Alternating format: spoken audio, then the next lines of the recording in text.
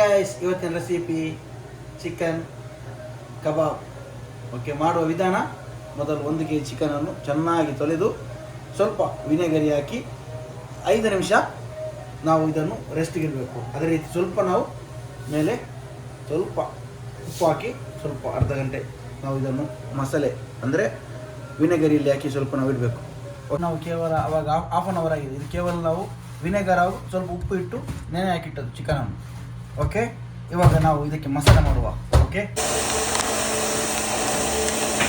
ಮೊದಲಿಗೆ ನಾವು ಸ್ವಲ್ಪ ಮಸಾಲೆಯನ್ನು ಇದಕ್ಕೆ ಹಾಕ್ತಾ ಇದ್ದೇವೆ. ಓಕೆ, ಇಟಾಲಿಯನ್ ಕಬಾಬ್ ಫ್ರೈಗೆ ಸ್ವಲ್ಪ ಸೋಯಾ ಸಾಸ್ ಹಾಕಬೇಕು. ಓಕೆ, ಜಾಸ್ತಿ ಹಾಕಬೇಡಿ, ಯಾಕೆಂದರೆ ಅದರಲ್ಲಿ ಉಪ್ಪಿನ ಅಂಶ ಇದೆ. ಓಕೆ, ಶುಂಠಿ ಬೆಳ್ಳುಳ್ಳಿ ಪೇಸ್ಟ್ ಇದಕ್ಕೆ ನಾವು ಹಾಕಬೇಕು.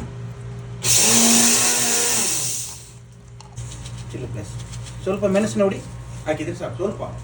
ಇವಾಗ ನಾವು ವಿನೆಗರಿ ಹಾಕಿದಂತಹ ಈ ಚಿಕನ್ ಏನಿದೆ ಇದನ್ನು ಹಿಂಗೆ ತೆಗೆದು ಇದಕ್ಕೆ ಹಾಕಿದರೆ ಇತ್ತು. ಓಕೆ, ಇಷ್ಟೇ ಇರೋದು. ಒಂದು ಅದಕ್ಕೆ ಇದು ಮಾಡಿದರೆ ನಮ್ಮ ಆಲ್ರೆಡಿ ಮಸಾಲೆ ಇಲ್ಲಿ ರೆಡಿಯಾಗಿದೆ. ಸ್ವಲ್ಪ ನೀರಿಂಗೆ ಹಾಕಿ ಒಂದು ಅದಕ್ಕೆ ನಾವು ಇದನ್ನು ಇದು ಮಾಡಿದರೆ ಇತ್ತು. ಓಕೆ, ನೋಡಿ, ಕೆಲವರು ಮೊಟ್ಟೆಲ್ಲ ಹಾಕ್ತಾರೆ, ಈ ಮೊಟ್ಟೆ ಬೇಡ.